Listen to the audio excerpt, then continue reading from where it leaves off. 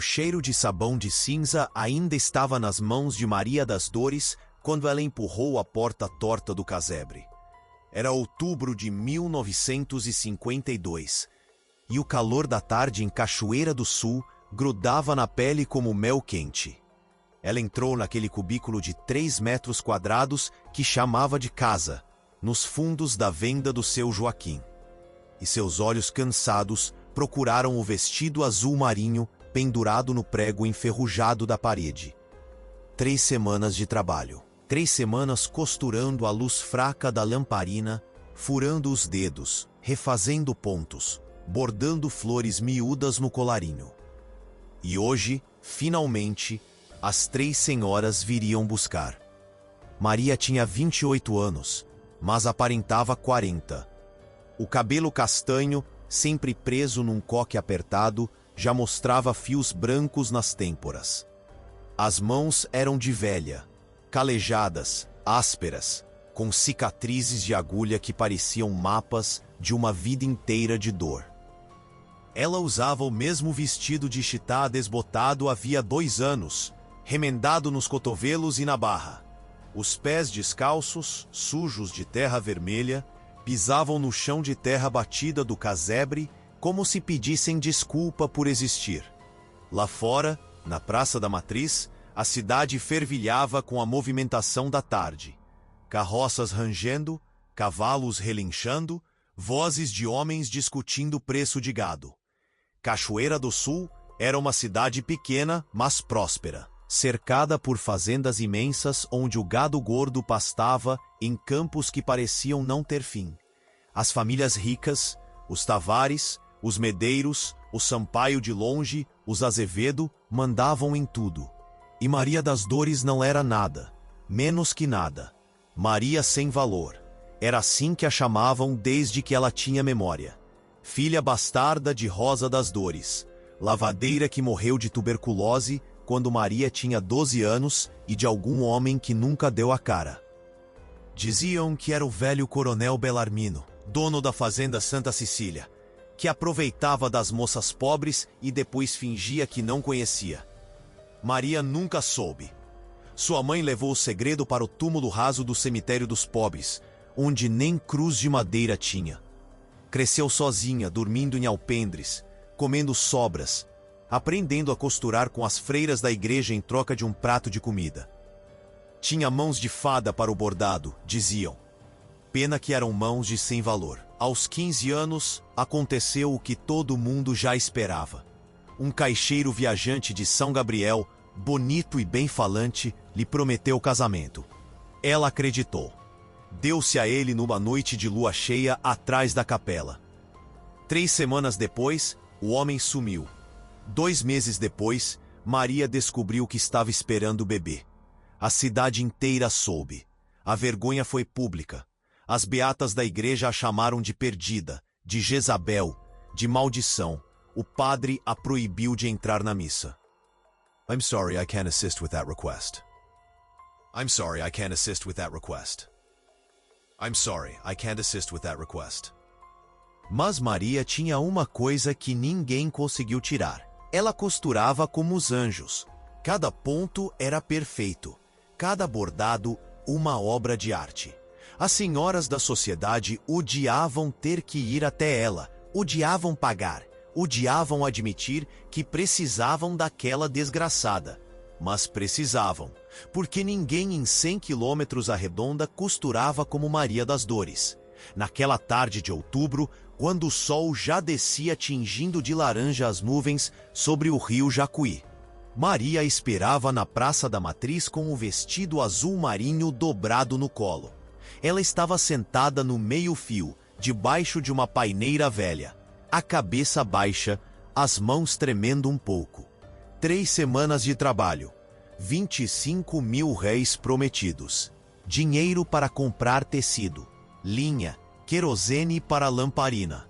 Dinheiro para comer algo além de farinha com água. Dona Eulália Medeiros chegou primeiro, descendo de uma charrete puxada por um cavalo baio reluzente.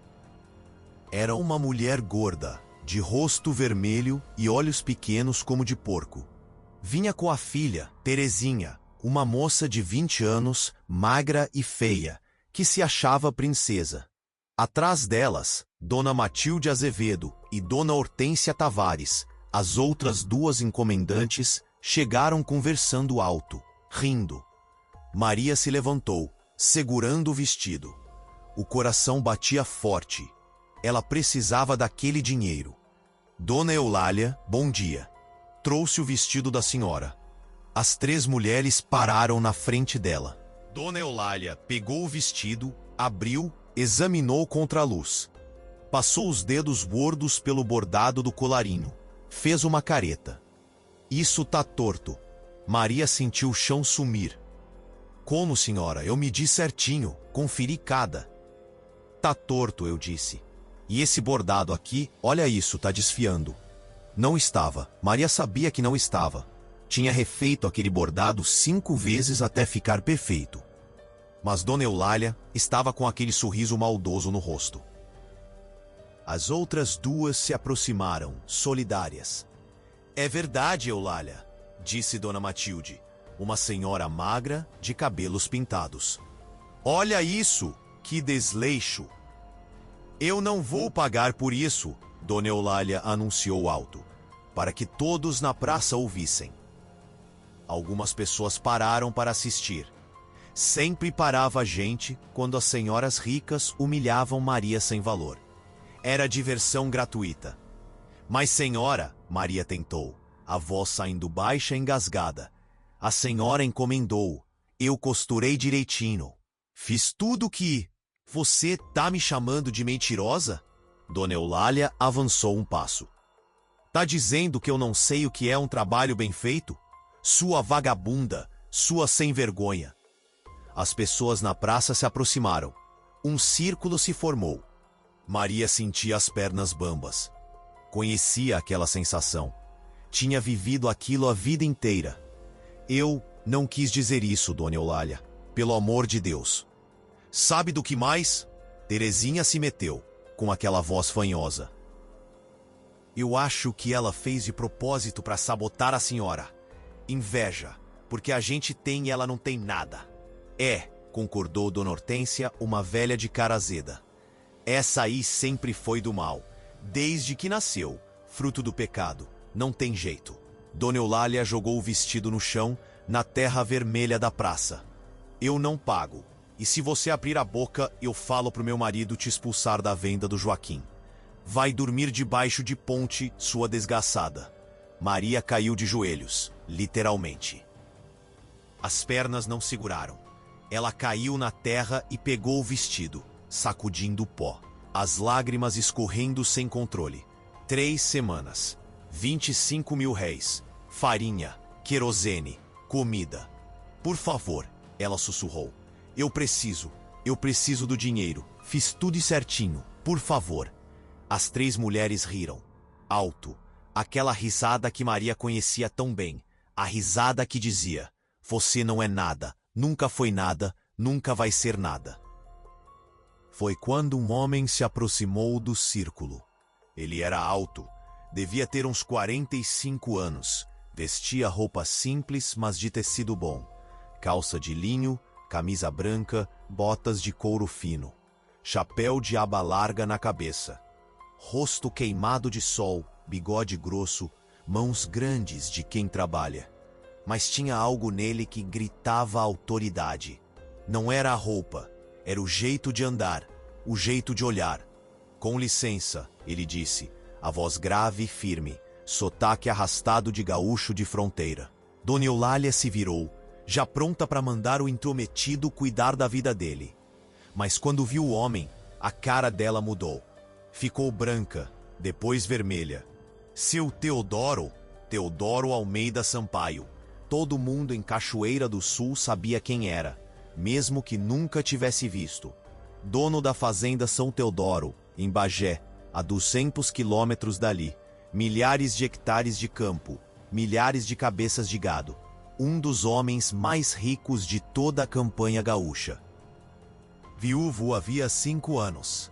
Sisudo, sério, respeitado. Dona Eulália, Teodoro tirou o chapéu, educado.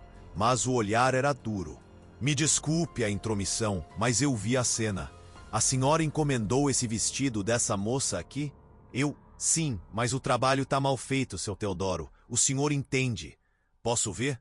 Não era pedido, era ordem. Dona Eulália, sem jeito, pegou o vestido das mãos de Maria e entregou para o fazendeiro. Teodoro abriu o vestido. Examinou contra a luz como um especialista. Passou os dedos pelo bordado. Virou do avesso. Olhou as costuras. O silêncio na praça era absoluto. Esse trabalho, Teodoro disse devagar, é impecável. Os pontos são perfeitos. O bordado é de mestra. As costuras são retas como linha de horizonte. Ele olhou para Dona Eulália. Quanto a senhora prometeu pagar? 25 mil reais, mas... Não tem mais. Teodoro tirou a carteira do bolso. Contou 50 mil reais. 50. O dobro. Estendeu para Maria, que continuava de joelhos na terra, em choque. Moça, levanta, pega esse dinheiro. É seu, trabalho seu. Maria olhou para cima. Pela primeira vez, olhou nos olhos de alguém. Os olhos dele eram castanhos, fundos, tristes. Tão tristes quanto os dela. Tinha algo ali, algo que ela não conseguia entender. Como se ele a conhecesse, como se a reconhecesse de algum lugar impossível. Maria não conseguia falar. Pegou o dinheiro com as mãos trêmulas. Obrigada, senhor. Deus lhe pague. Deus já pagou. Teodoro respondeu baixinho, só para ela ouvir. Depois se virou para a Dona Eulália. A senhora pegue o vestido, já tá pago. E da próxima vez, trate os outros com a dignidade que a senhora gostaria de receber. Ele colocou o chapéu de volta na cabeça, virou as costas e foi embora. Subiu num cavalo tordilho que estava amarrado em frente à venda e saiu trotando devagar, sumindo na rua de terra. Maria continuou no chão, segurando 50 mil réis como se fossem as tábuas da lei de Moisés. O círculo de pessoas se desfez. Dona Eulália pegou o vestido com a cara feia e saiu bufando com as amigas. Alguém riu, alguém fez um comentário. Mas Maria não escutou. Ela só conseguia pensar numa coisa. Ele tinha olhado para ela como se ela fosse gente, como se ela tivesse valor.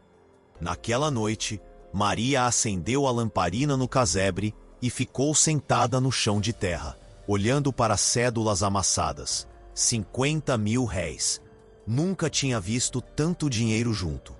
Podia comprar tecido, linha de qualidade, comida, querosene para um mês. Mas não era o dinheiro que a fazia chorar. Era o jeito que aquele homem tinha olhado para ela, como se enxergasse algo que ninguém nunca tinha visto. Como se ela não fosse Maria sem valor. Como se ela fosse Maria. Só Maria. E pela primeira vez em 28 anos de vida, Maria das Dores se perguntou: será que Deus não tinha esquecido dela? Será que ainda havia algum lugar no mundo onde ela pudesse ser alguém? Lá fora, o vento da noite assobiava pelas frestas do casebre. O cheiro de terra molhada anunciava chuva.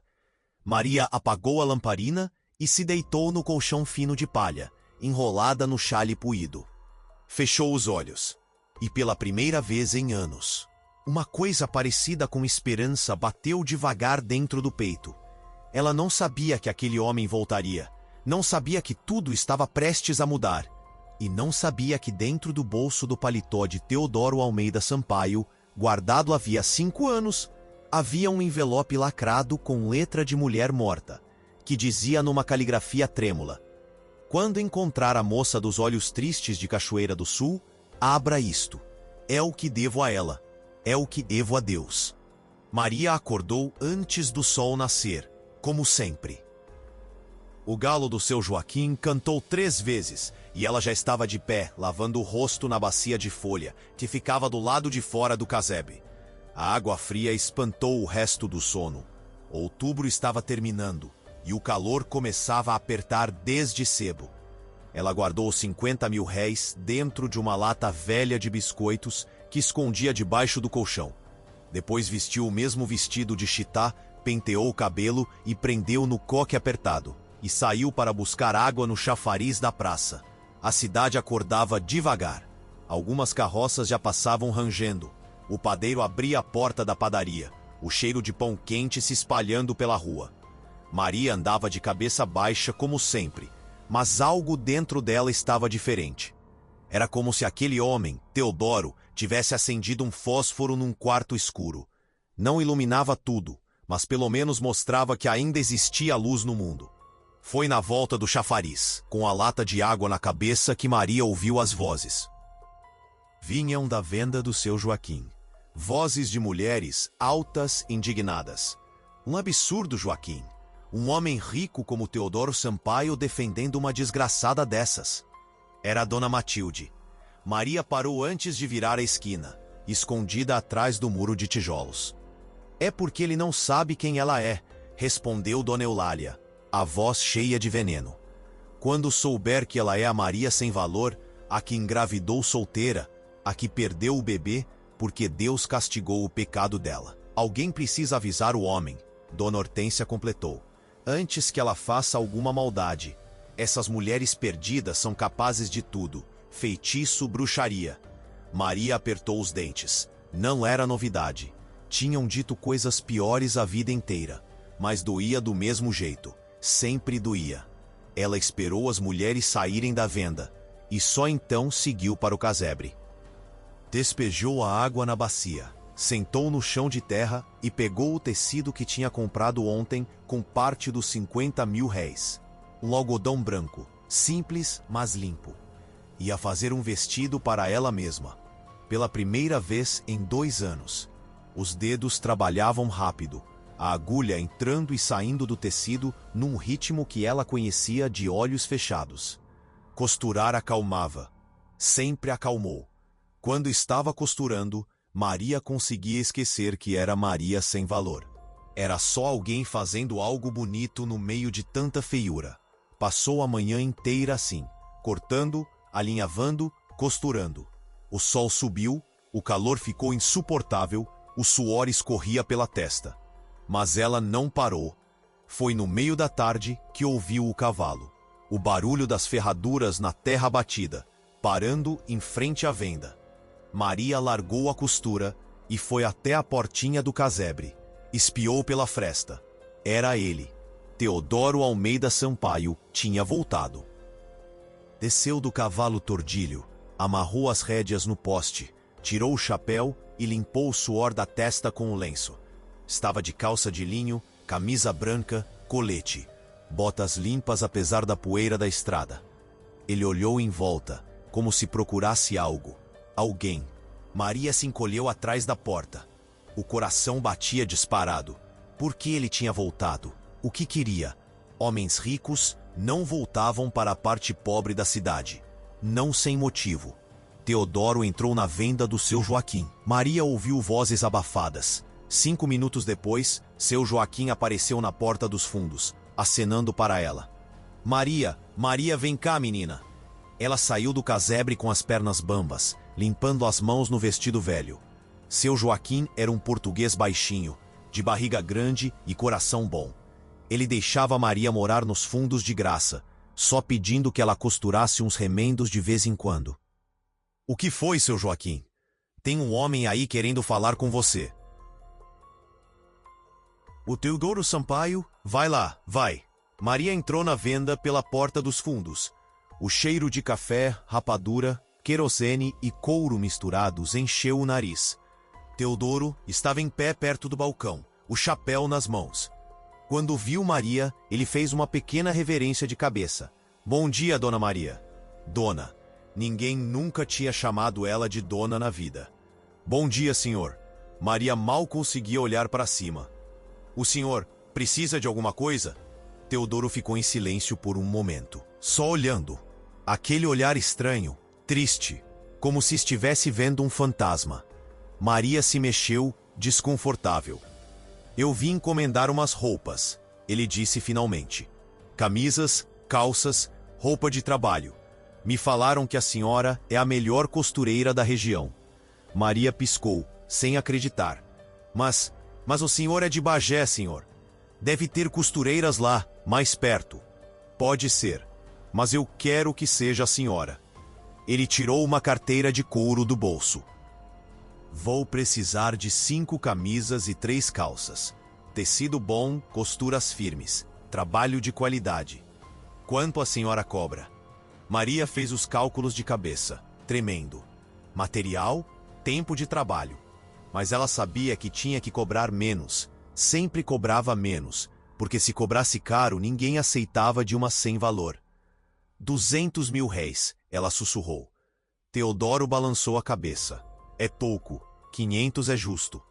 Maria quase caiu. 500? Mas, senhor, isso é... É o preço justo pelo trabalho de qualidade.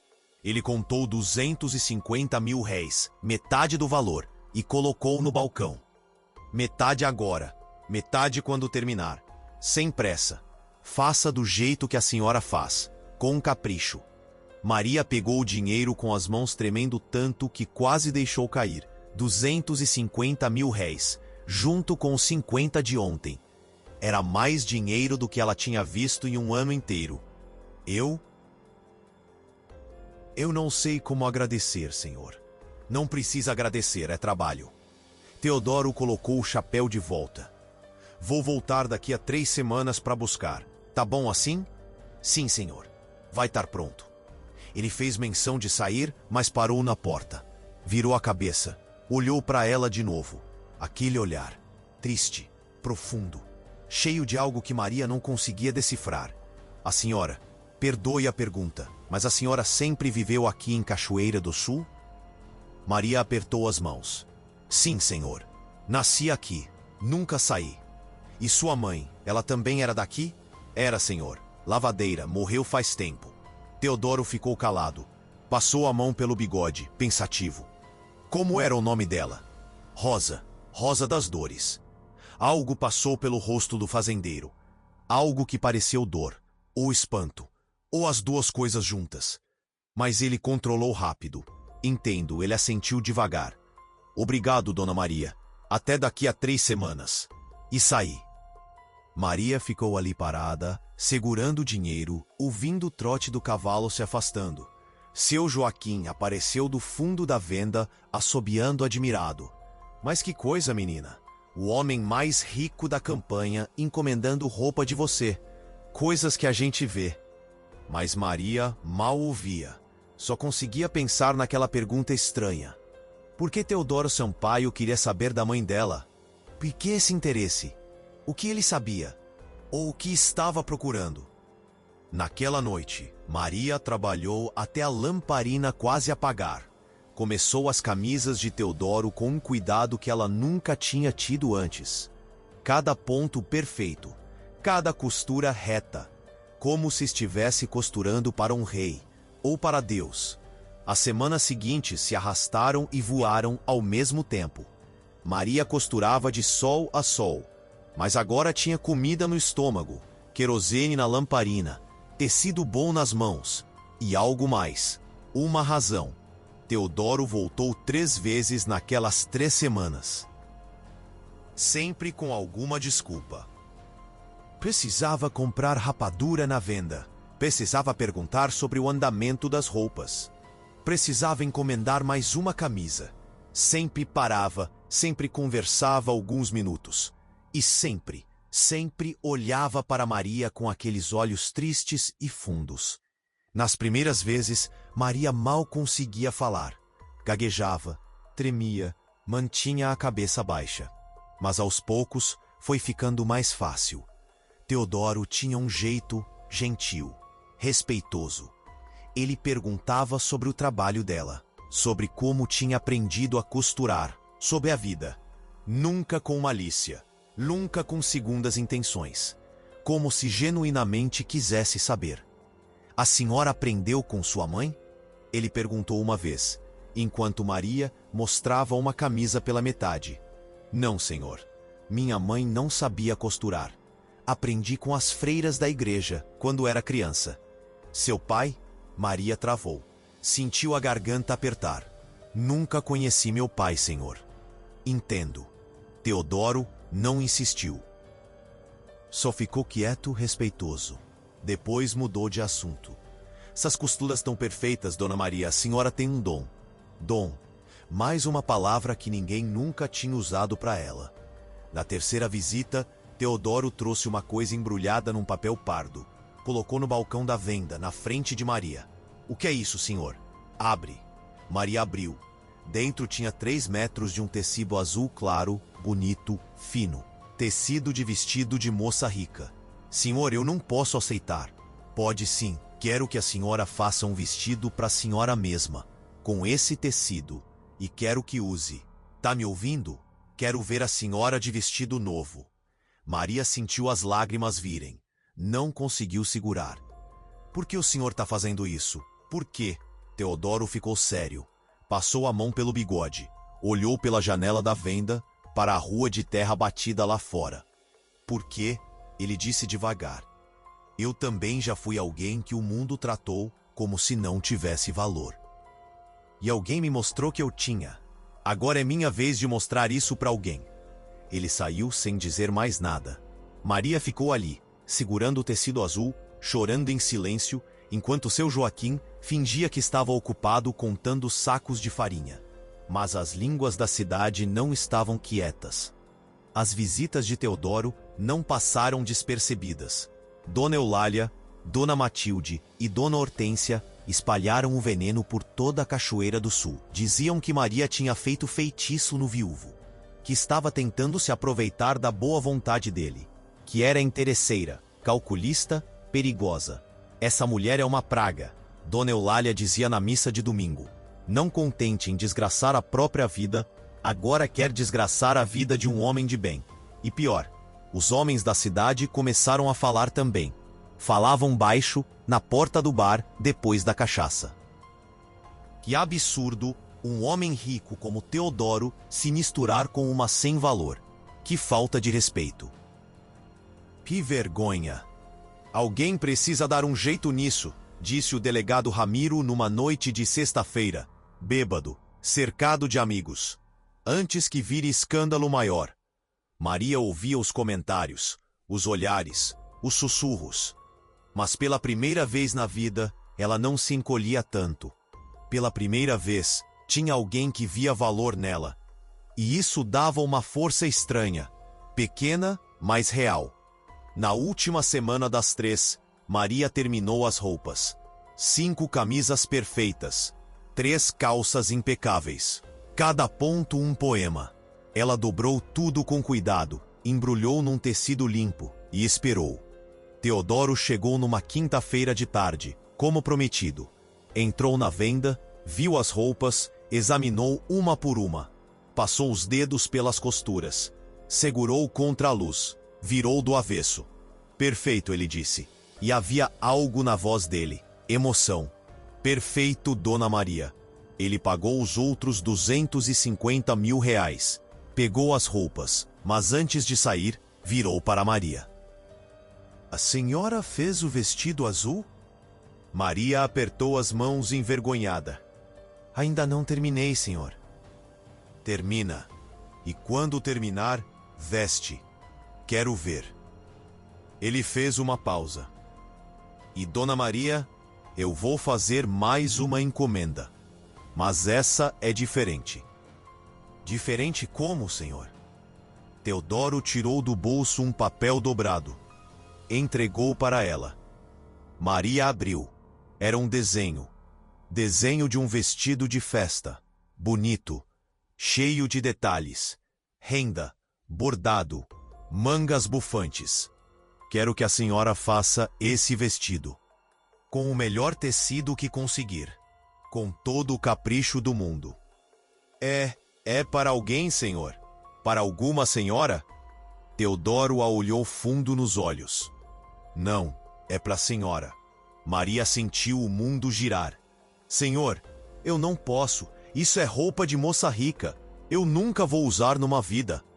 Vai sim, porque daqui a um mês tem o baile da primavera na sede da Fazenda dos Medeiros. E eu vou levar a senhora. O silêncio que caiu na venda foi absoluto. Até seu Joaquim parou de respirar. Levar Maria sem valor no baile da primavera? o evento mais importante da sociedade de Cachoeira do Sul, onde só entravam as famílias ricas, respeitadas de nome. Senhor, Maria sussurrou, a voz quebrando. O senhor sabe quem eu sou? O que as pessoas dizem de mim? Eu sou a Maria sem valor. Eu sou aqui, eu sou. Eu sei quem a senhora é. Teodoro segurou as mãos dela, firme, quente. E eu sei o que as pessoas dizem, mas eu também sei o que elas não dizem. Que a senhora é a mulher mais forte que eu já conheci. Que a senhora tem mais dignidade no dedo mindinho do que todas essas senhoras juntas. E que a senhora merece uma noite bonita na vida. Ele apertou as mãos dela com delicadeza. Vai comigo, Dona Maria. Deixa eu te mostrar que você tem valor. Porque você tem. E é hora do mundo inteiro saber disso. Maria não conseguiu responder. Só chorou. Chorou ali mesmo, na frente dele, sem esconder, sem se envergonhar. E Teodoro ficou ali, segurando as mãos dela, esperando. Quando Maria finalmente conseguiu parar de chorar, ela olhou para ele e assentiu. Eu vou, senhor, eu vou. E foi naquele momento que Maria das Dores viu, pela primeira vez em 28 anos, um futuro diferente.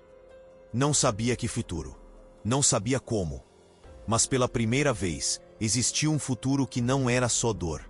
Teodoro saiu da venda com as roupas debaixo do braço, montou no cavalo, acenou para Maria e partiu. Mas antes de sumir na curva da rua, ele levou a mão ao bolso do paletó. Tocou o envelope que carregava ali havia 5 anos. O envelope com a letra de Helena. Já sei quem ela é. Ele murmurou para si mesmo enquanto o cavalo trotava. Agora preciso descobrir por quê. Mas o que Teodoro não sabia era que naquela mesma noite, Dona Eulália reuniu as amigas na casa dela. E o ódio nos olhos daquelas mulheres era uma fogueira prestes a incendiar tudo. Não vamos deixar, Dona Eulália disse, batendo a mão na mesa. Não vamos deixar aquela vagabunda entrar no baile. Não vamos deixar ela manchar o nome da nossa sociedade. Não vamos. O que você está sugerindo, Eulália? Perguntou Dona Matilde. O sorriso que Dona Eulália deu foi frio, cruel. Estou sugerindo que a gente dê um jeito, antes que seja tarde demais. E em algum lugar, entre as estrelas daquela noite de outubro, Deus viu o que estava por vir e preparou sua resposta. Porque quando os homens julgam os inocentes, o céu não fica em silêncio.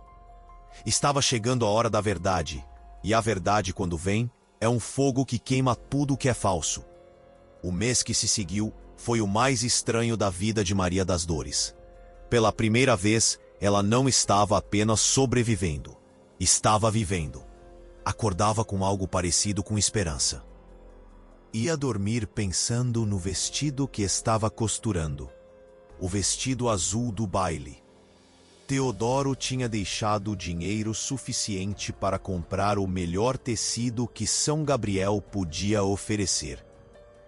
Um cetim azul escuro, que brilhava como água de rio sob a lua. Renda francesa para o decote e as mangas. Fita de veludo para a cintura. Maria trabalhava naquele vestido como nunca tinha trabalhado antes.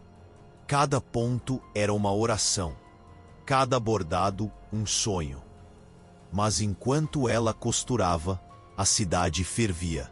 As línguas não paravam. Na igreja, no mercado, na praça. Em todo canto se falava da absurda situação de Teodoro Sampaio levar Maria sem valor ao baile da primavera. As mulheres da sociedade estavam furiosas, os homens indignados. Como um viúvo respeitado podia se rebaixar tanto? É feitiço, Dona Hortência repetia para quem quisesse ouvir. Só pode ser trabalho de macumba. Aquela mulher amarrou o homem. Ou ele tá é doido, completava Dona Matilde. 5 anos de viuvez deixaram ele maluco da cabeça. Mas Dona Eulália tinha um plano. E na segunda semana de novembro, ela começou a executá-lo. Primeiro, mandou o marido, Coronel Medeiros, falar com Teodoro. O coronel era dono de terras vizinhas às de Teodoro em Bagé. Tinham negócios juntos, acordos de gado. Se alguém podia dar uns toques no fazendeiro, era ele. Coronel Medeiros encontrou Teodoro numa tarde de sexta-feira, na venda do seu Joaquim. Teodoro tinha vindo buscar mais tecido para Maria, um chale de lã fina para as noites frias. Teodoro, o coronel chamou, a voz tentando soar amigável. Precisamos conversar. Os dois saíram para fora. Ficaram em pé na sombra da paineira enquanto o sol de novembro torrava a terra vermelha da rua. Olha, Teodoro, o coronel começou. Eu te respeito muito. Você é um homem sério, trabalhador, honrado. Por isso que eu tô vindo falar como amigo. Ele baixou a voz. Esse negócio da Maria tá virando comentário. Tá dando o que falar, e não é bom para sua reputação. Teodoro cruzou os braços. O olhar ficou duro. Que negócio, Medeiros? Ora, você sabe, essa história de levá-la pro baile. A mulher é Edem, você sabe o que ela é. Todo mundo sabe. Filha bastarda, engravidou solteira, perdeu o bebê. É uma sem valor, Teodoro. Não é do nosso meio. Do nosso meio, repetiu devagar. E qual é o nosso meio? Medeiros. O meio dos homens que julgam uma mulher pelo que aconteceu com ela quando tinha 15 anos? O meio das mulheres que humilham quem não pode se defender? Esse meio? O coronel ficou vermelho. Não é questão de julgar. É questão de manter o decoro, as regras da sociedade. Você tem uma posição, Teodoro. Precisa pensar nisso. Eu penso, sim. E por pensar é que eu vou levar Dona Maria no baile. Porque ela tem mais caráter e dignidade do que metade das senhoras que vão estar lá. Teodoro se virou para ir embora, mas parou. E Medeiros, se você ou qualquer outra pessoa tentar humilhar ela naquela noite, vai ter que passar por cima de mim primeiro. Tá claro? O coronel ficou lívido, mas Teodoro já tinha entrado na venda, pegado o chale e saído montado no cavalo. O recado estava dado. Dona Eulália, quando soube da conversa pelo marido, ficou possessa. Se ele não vai desistir por bem, ela disse para as amigas naquela noite, vai ter que ser por mal. Foi Dona Hortência quem deu a ideia. Ela era cunhada do delegado Ramiro, um homem corrupto, bêbado, que fazia qualquer coisa por dinheiro ou favores, e tinha ódio de gente pobre, principalmente mulheres como Maria. O Ramiro pode dar um jeito. Dona Hortência sugeriu, os olhos brilhando de maldade. Pode arranjar alguma acusação. Roubo, sei lá. Qualquer coisa para prender ela antes do baile. Dona Eulália sorriu. Fala com ele. E assim começou a armadilha. Maria não sabia de nada. Estava mergulhada no vestido, nas últimas semanas antes do baile. Teodoro continuava vindo toda semana, trazendo pequenos presentes. Um pente de madrepérola para o cabelo, um frasco de perfume francês, um par de luvas brancas. Nada extravagante, tudo respeitoso, como se estivesse preparando uma filha, não cortejando uma mulher. E Maria percebia que o jeito de Teodoro com ela não era de pretendente, era de protetor, quase paternal, como se ele sentisse que devia algo a ela. Mas o quê? Por quê? Uma noite, enquanto terminava as últimas rendas do vestido, Maria ousou perguntar. Seu Teodoro, ela disse baixinho, quando ele veio trazer o último pagamento do vestido. Posso fazer uma pergunta? Pode. Por que o senhor está fazendo tudo isso por mim? Teodoro ficou calado por um longo tempo. Passou a mão pelo bigode. Olhou pela janela do casebre, para as estrelas que começavam a aparecer no céu violeta. Você se parece com alguém, ele disse finalmente. Alguém que eu amei muito, que eu perdi. Sua esposa? É, Helena. A voz dele ficou rouca. Quando eu te vi naquela praça, sendo humilhada, foi como ver ela. Helena também foi humilhada a vida inteira, porque ela não era de família rica. Era filha de um peão de estância. Quando casei com ela, minha família me deserdou.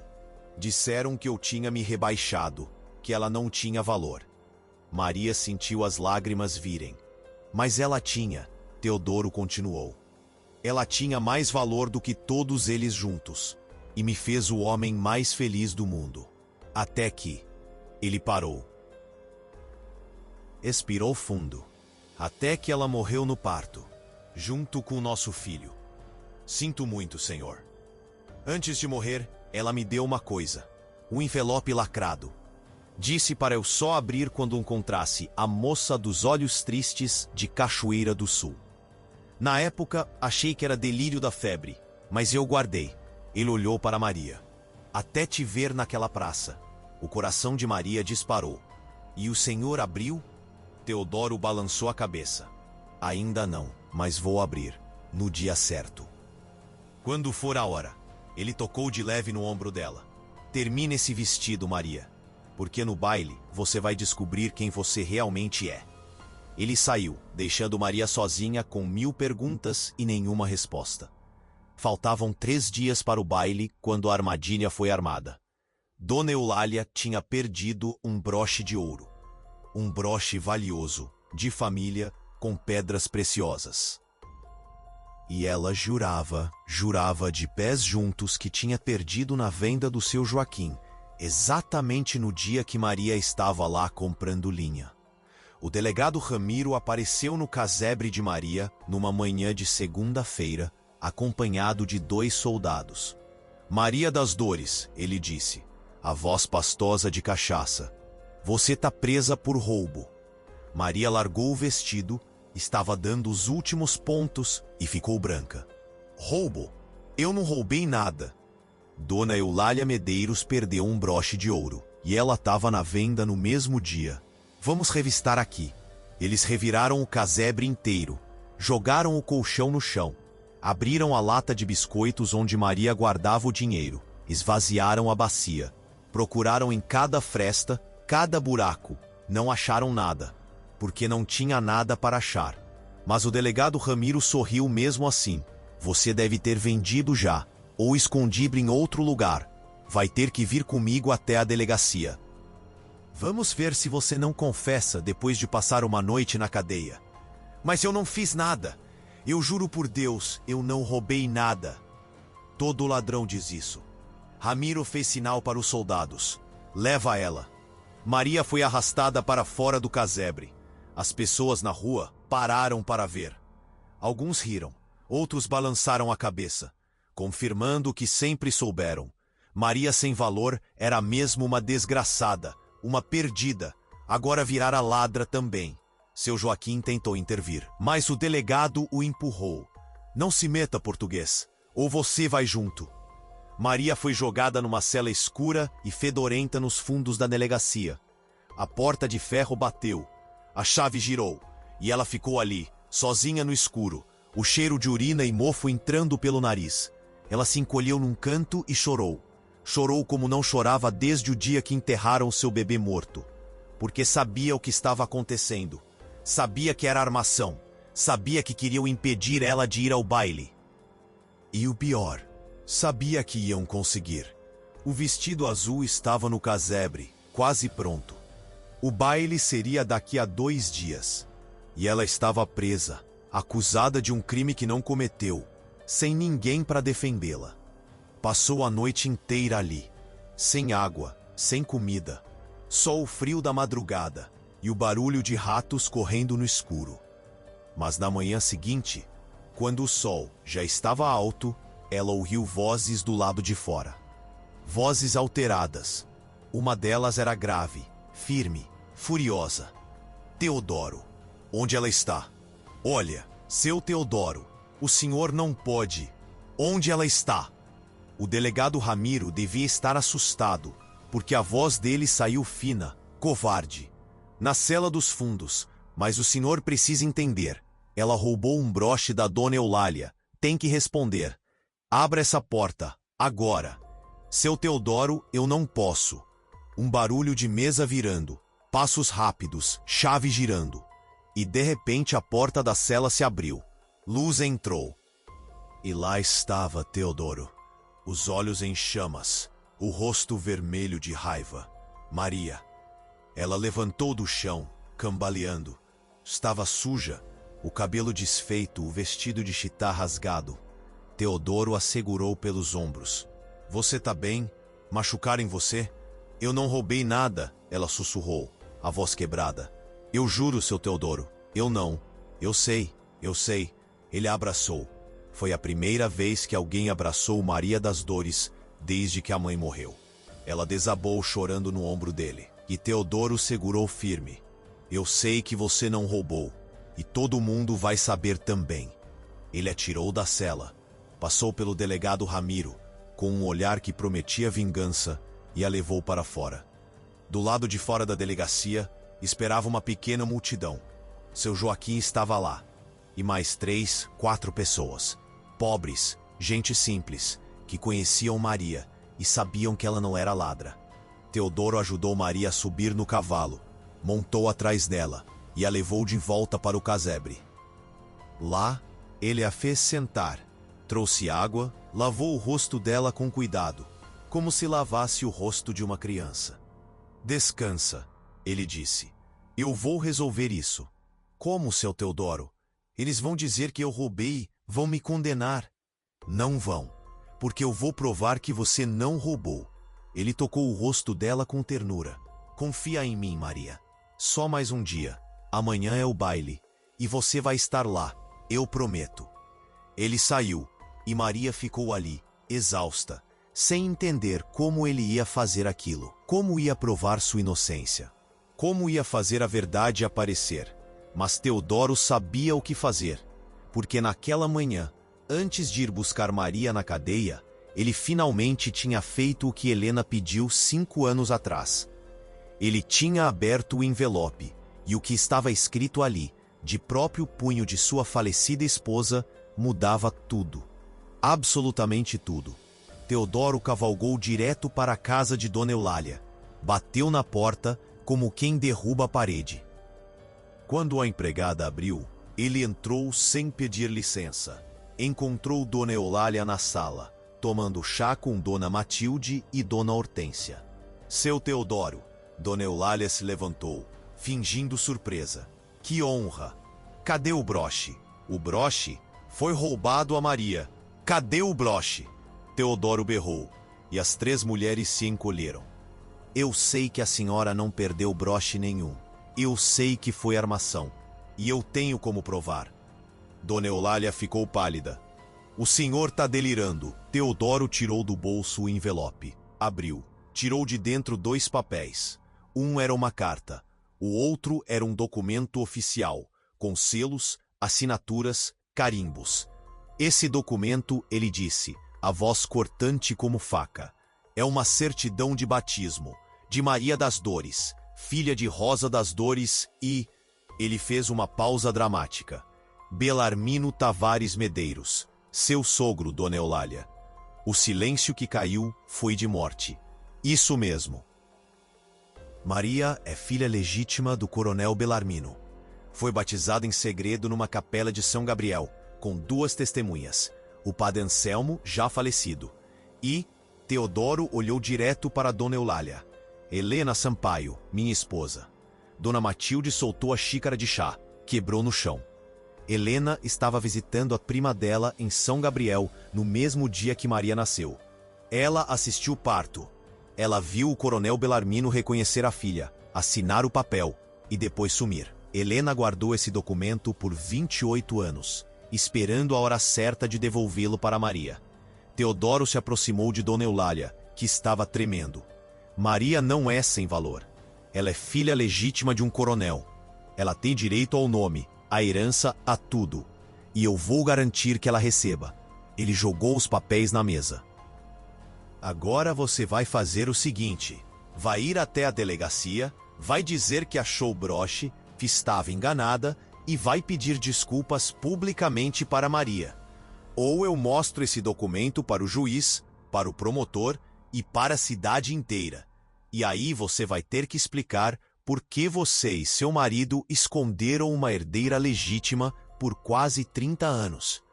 Dona Eulália caiu sentada na cadeira, sem cor, sem voz. Ah, e outra coisa, Teodoro acrescentou antes de sair. Maria vai no baile amanhã. E se qualquer uma de vocês três tentarem impedir ou humilhar ela de qualquer forma, eu juro por Deus que vou destruir a reputação de vocês até não sobrar nem o nome. Ele colocou o chapéu. Bom dia, senhoras. E saiu, deixando as três mulheres em choque, em pânico, em desespero. Naquela tarde, Dona Eulália foi até a delegacia. Confessou, na frente de testemunhas, que tinha achado o broche. Estava na gaveta dela o tempo todo. Que distração, que vergonha. Maria estava inocente. Era tudo um mal-entendido terrível. O delegado Ramiro foi obrigado a soltar Maria oficialmente, publicamente, pedindo desculpas pelo equívoco. E quando Maria voltou para o casebre, no fim da tarde, encontrou Teodoro sentado na soleira da porta, segurando o envelope. Senta aqui do meu lado, Maria. Ele disse suavemente. Ela sentou. E Teodoro contou tudo. Mostrou a certidão, leu a carta de Helena, onde sua esposa explicava como tinha prometido a Rosa no leito de morte que um dia entregaria aquele documento para Maria. Como Helena tinha tentado encontrar Maria por anos, mas morreu antes. Como tinha feito Teodoro prometer que terminaria a missão. Maria ouviu tudo em silêncio, lágrimas descendo sem parar. Quando Teodoro terminou, ela segurou o papel com as mãos tremendo. Eu tenho um pai? Ela sussurrou. Tinha. O coronel Belarmino morreu faz 3 anos. Mas sim, você é filha legítima dele. Você tem um nome de verdade. Você tem valor. Sempre tive valor? Sempre. O mundo que não enxergava. Maria desabou. Chorou como nunca tinha chorado. Chorou pela mãe que morreu pobre e humilhada. Pelo pai que a rejeitou. Pelos 28 anos de vergonha, de dor, de humilhação. Mas também chorou de alívio, de libertação, de justiça. E Teodoro ficou ali, segurando ela até o sol se pôr e as estrelas aparecerem no céu. Amanhã, ele disse quando Maria finalmente conseguiu parar de chorar. Amanhã você vai entrar naquele baile de cabeça erguida. Vai entrar como Maria Tavares Medeiros. E todo mundo vai saber quem você é. Maria olhou para ele, os olhos vermelhos mas brilhando. E o senhor? Por que o senhor fez tudo isso? Teodoro sorriu, um sorriso triste, mas verdadeiro. Porque Helena me pediu. Porque eu prometi. E porque ele tocou de leve na cabeça dela. Porque você me lembra que Deus não esquece dos desprezados. Ele só espera a hora certa de mostrar a verdade. Naquela noite, Maria terminou o vestido azul. Provou. Caiu perfeitamente. Ela se olhou no pedacinho de espelho quebrado que tinha na parede. E pela primeira vez em 28 anos, viu uma mulher bonita olhando de volta. Amanhã seria o baile. E a verdadeira Maria das Dores, não, Maria Tavares Medeiros, iria ressurgir das cinzas. Mas ela ainda não sabia que no baile, uma última surpresa a esperava. Porque Deus, quando faz justiça, faz completa. A noite do baile da primavera chegou com um céu limpo, cheio de estrelas que pareciam diamantes jogados sobre veludo preto. A fazenda dos Medeiros estava toda iluminada, lampiões pendurados nas árvores, tochas acesas no caminho de entrada. A casa grande brilhando como um palácio no meio do campo. Maria acordou quando o sol ainda nem tinha nascido. Não conseguiu dormir quase nada. Passou a noite inteira olhando para o vestido azul pendurado no prego, para a certidão de batismo que agora guardava dentro da lata de biscoitos, como se fosse ouro, para o espelho quebrado onde tinha se visto diferente pela primeira vez. Teodoro tinha mandado o recado que viria buscá-la às 7 da noite. Faltavam 12 horas.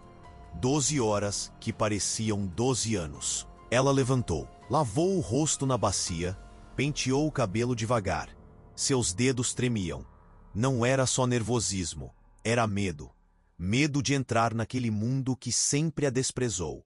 Medo de olhar nos olhos das pessoas que a humilharam a vida inteira. Medo de não conseguir manter a cabeça erguida. Mas eu tenho que ir, ela sussurrou para si mesma, olhando o reflexo borrado no espelho. Não por mim, pela minha mãe, pelo meu bebê que morreu, por todas as vezes que me chamaram de sem valor. Eu tenho que ir. Amanhã passou devagar como mel frio. Maria não comeu nada, o estômago estava fechado. Ficou sentada no casebre, costurando uns últimos pontos no vestido, ajustando a bainha, checando cada detalhe. Precisava estar perfeito, porque naquela noite ela não seria Maria sem valor. Seria Maria Tavares Medeiros, filha legítima de um coronel, uma mulher de nome. No meio da tarde, seu Joaquim apareceu na porta do casebre com um embrulho. Maria, menina, trouxe uma coisa para você. Dentro do embrulho tinha um par de sapatos. Sapatos de couro legítimo, com um pequeno salto, delicados, bonitos. Sapatos de moça rica. Seu Joaquim, eu não posso aceitar. Pode sim. Comprei com o dinheiro que juntei. Você não vai no baile de pé sujo, menina. Nem pensar. O velho português tinha lágrimas nos olhos. Eu sempre soube que você valia mais do que essa cidade toda junta. E hoje todo mundo vai saber também. Maria abraçou ele chorando. Seu Joaquim tinha sido a única pessoa, além de Teodoro, que sempre a tratou com dignidade. O único que nunca chamou de sem valor. Às 6 da tarde, Maria começou a se arrumar. Tomou banho de bacia com água morna, usando o sabonete perfumado que Teodoro tinha dado. Secou o cabelo ao sol, deixando ele solto pela primeira vez em anos. Caía em ondas castanhas até o meio das costas. Surpreendentemente bonito quando não estava preso naquele coque apertado. Vestiu o vestido azul devagar, com cuidado, como se vestisse uma armadura sagrada. O cetim escorregou pelo corpo magro, ajustando perfeitamente na cintura, abrindo nas saias. A renda francesa no decote e nas mangas dava um toque de elegância. A fita de veludo na cintura completava. Era o vestido mais bonito que Maria tinha visto na vida. E ela mesma tinha feito. Calçou os sapatos. Passou perfume francês no pescoço e nos pulsos. Prendeu o cabelo com um pente de madrepérola que Teodoro tinha dado. Um penteado simples, mas elegante, com algumas mechas soltas emoldurando o rosto. Colocou as luvas brancas e olhou no espelho. A mulher que olhava de volta não era Maria sem valor. Era outra pessoa. Uma pessoa que tinha direito de existir, de ser vista, de ser respeitada. Quando Teodoro chegou, às 7 em ponto, ele desceu da charrete e ficou parado, sem fala. Maria estava na porta do casebre, a lamparina atrás dela, criando uma auréola de luz dourada. Ela parecia uma santa de procissão, ou uma rainha de conto antigo. Dona Maria, Teodoro tirou o chapéu, a voz embargada. A senhora está linda. Maria desceu os 3 degraus de madeira podre, pisando com cuidado nos sapatos novos. Teodoro ofereceu o braço. Ela segurou, tremendo, e juntos entraram na charrete. A viagem até a fazenda dos Medeiros levou meia hora.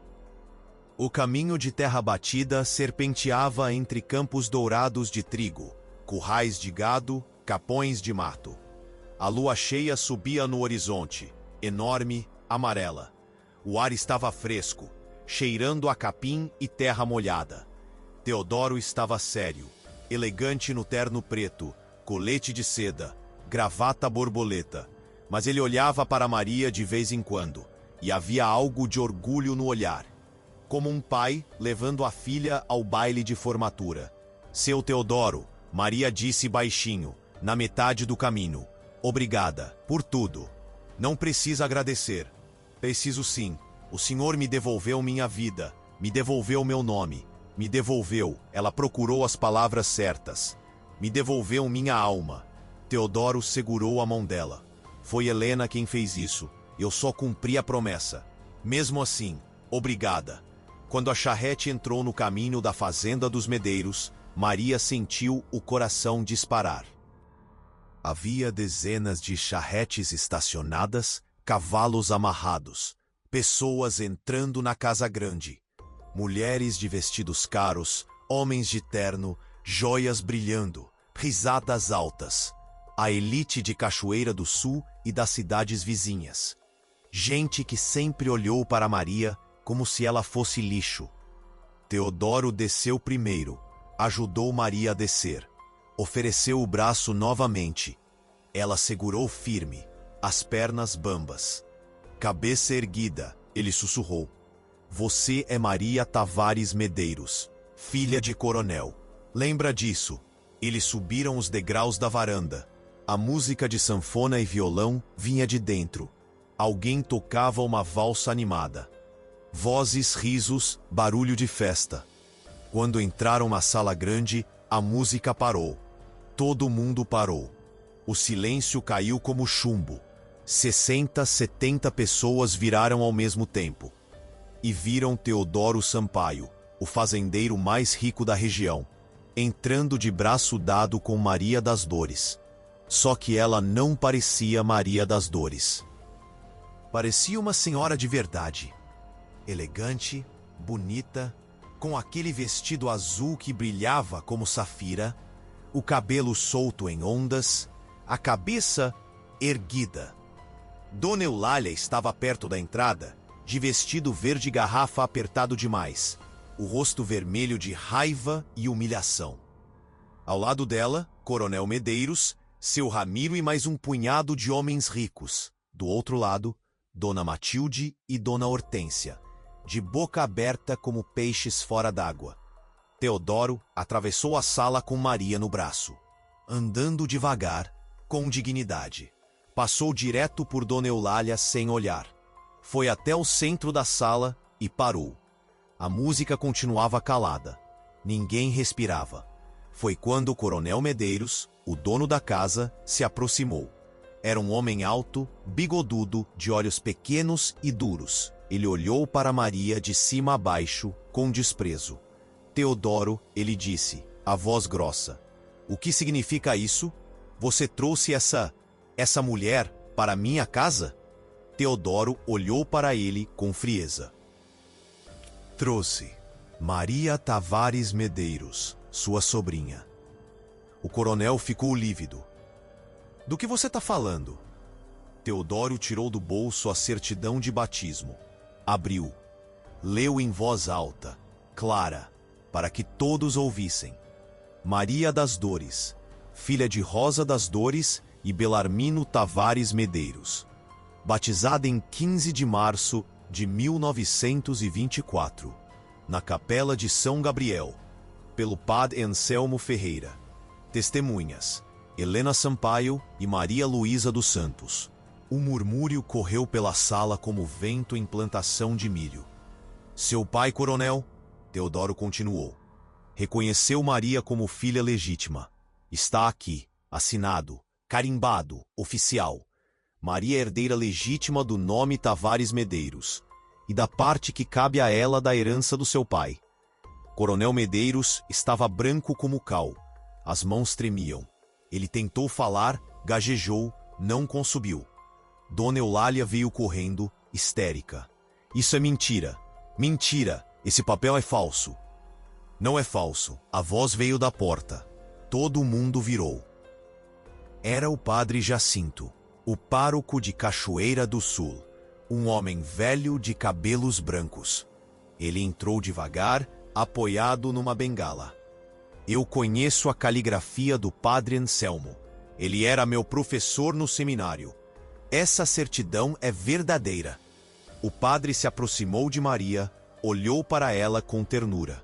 Maria, minha filha, eu te batizei quando você era bebê. Tua mãe, Rosa, me pediu segredo na época, porque tinha medo do coronel Belarmino. Mas eu sempre soube a verdade. Ele tocou na cabeça dela com delicadeza.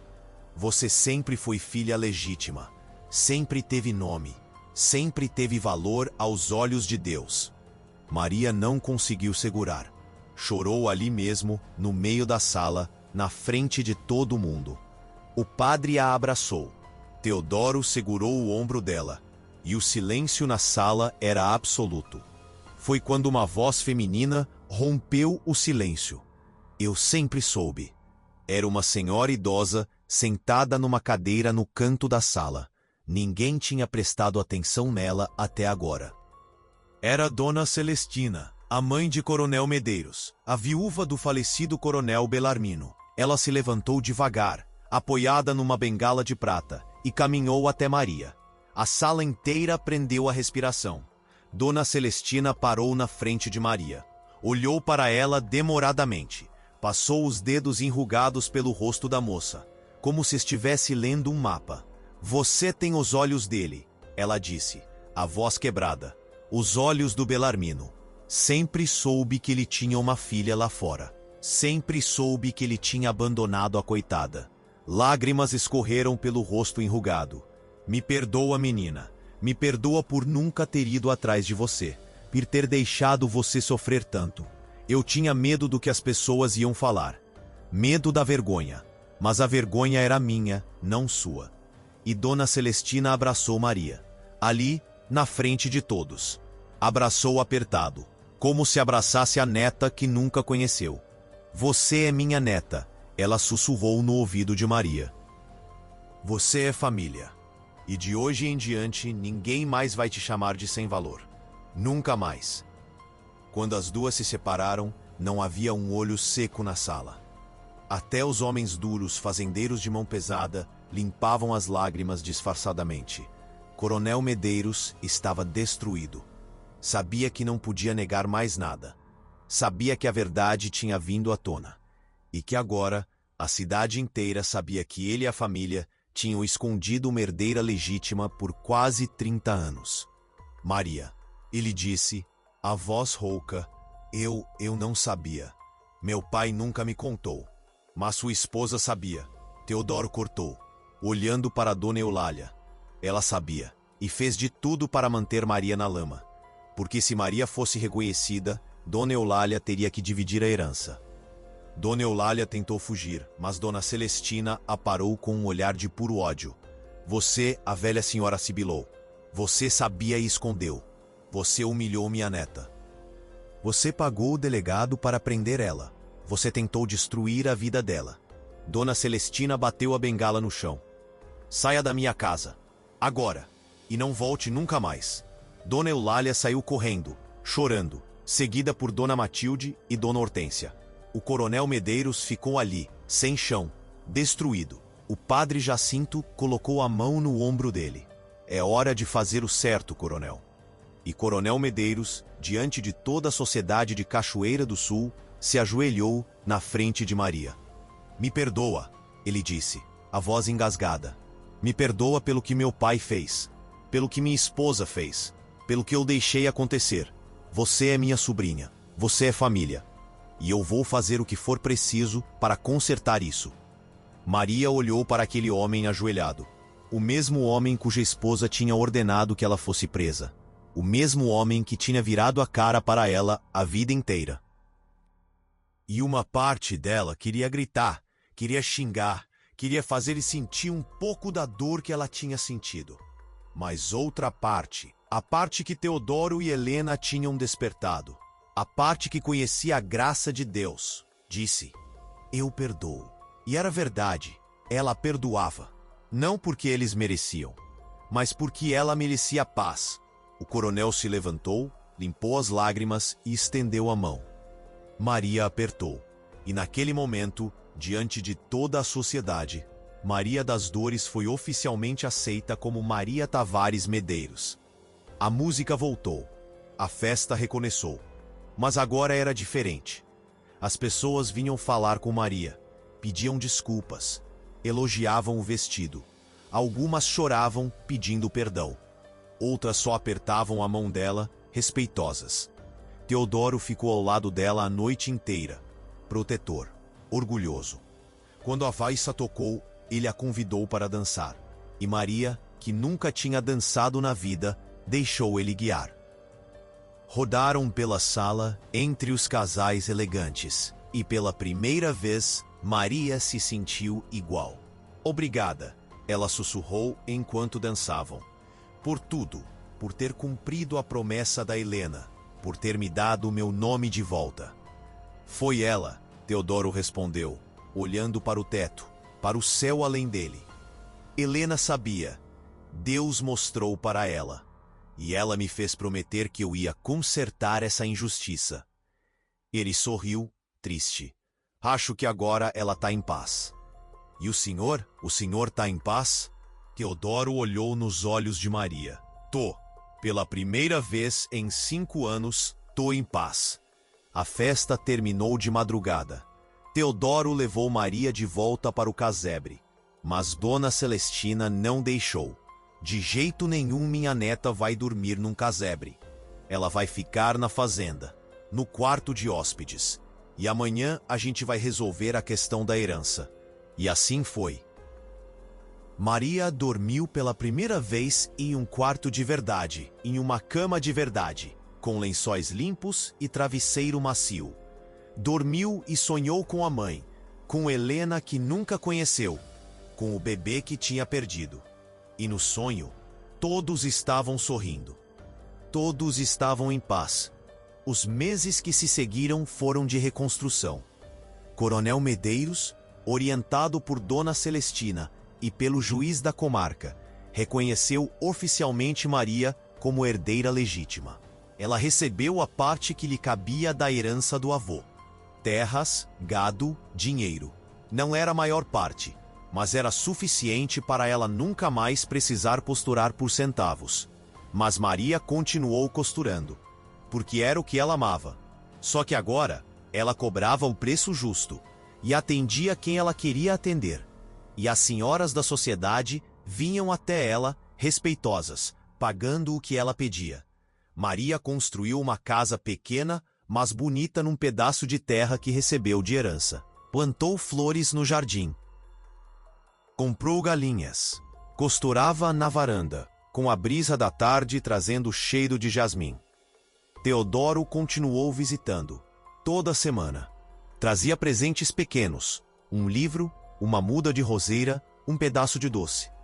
Conversavam por horas na varanda. E foi crescendo entre eles um amor diferente. Não o amor apaixonado de juventude, mas um amor profundo, de almas que se reconhecem na dor e na cura. 2 anos depois, eles se casaram. Foi uma cerimônia simples na igreja matriz, com o padre Jacinto oficializando. Dona Celestina estava na primeira fila, chorando de alegria. Seu Joaquim também, o velho português que sempre acreditou nela. Maria não virou Senhora Sampaio. Ela manteve o nome Tavares Medeiros, porque era o nome que tinha conquistado. Era o nome que provava que ela sempre teve valor. Eles foram morar na fazenda São Teodoro, em Bagé. E Maria transformou aquela fazenda num lugar de acolhimento. Abriu as portas para moças pobres, moças grávidas, moças abandonadas. Ensinou elas a costurar. Deu trabalho, dignidade, esperança. Fez por elas o que Teodoro e Helena tinham feito por ela. E toda noite, antes de dormir, Maria pegava a certidão de batismo, agora emoldurada e pendurada na parede do quarto, e agradecia. Agradecia a Rosa, sua mãe, que tinha lutado até o último suspiro. Agradecia a Helena, que tinha guardado a verdade por tantos anos. Agradecia a Teodoro, que tinha cumprido a promessa. E agradecia a Deus, que nunca tinha esquecido dela. Passaram-se os anos. Maria e Teodoro adotaram 3 crianças, órfãos, abandonados, sem valor, como ela tinha sido. E criaram essas crianças com amor, dignidade, ensinando que todo ser humano tem valor. Sempre teve, sempre terá. Maria nunca mais foi chamada de sem valor. Mas ela também nunca esqueceu de onde veio. Toda semana, voltava à Cachoeira do Sul, visitava o cemitério dos pobres onde a mãe estava enterrada. Levava flores, limpava a sepultura e sussurrava: Mãe, eu consegui. Eu tenho nome, eu tenho valor. E um dia, quando a gente se encontrar de novo, eu vou te apresentar como Maria Tavares Medeiros, sua filha. A filha que sempre teve valor, mesmo quando o mundo dizia que não. E o vento da tarde levava essas palavras para o céu, onde Rosa e Helena certamente ouviam, sorrindo. Porque no final, a história de Maria das Dores não era sobre uma mulher que foi humilhada e depois reconhecida. Era sobre uma mulher que sempre teve valor, mesmo quando ninguém via. Era sobre a justiça de Deus, que pode demorar, mas sempre chega. Era sobre perdão, redenção e a verdade que liberta. E toda vez que Maria via uma moça pobre, humilhada, desprezada, ela parava, olhava nos olhos dela e dizia: "Você tem valor, sempre teve. Só tá esperando a hora certa de todo mundo descobrir." E muitas vezes, essa era a frase que mudava uma vida inteira. Porque às vezes, tudo que uma pessoa precisa é que alguém veja nela o que ela não consegue ver em si mesma. Se você gostou dessa história, deixe seu like, se inscreva no canal e ative o sininho para mais histórias emocionantes do interior brasileiro. Compartilhe com alguém que precisa ouvir que tem valor. Próximo vídeo, uma história ainda mais impactante te espera. Clique aqui. Deixe nos comentários o que você achou da história de Maria.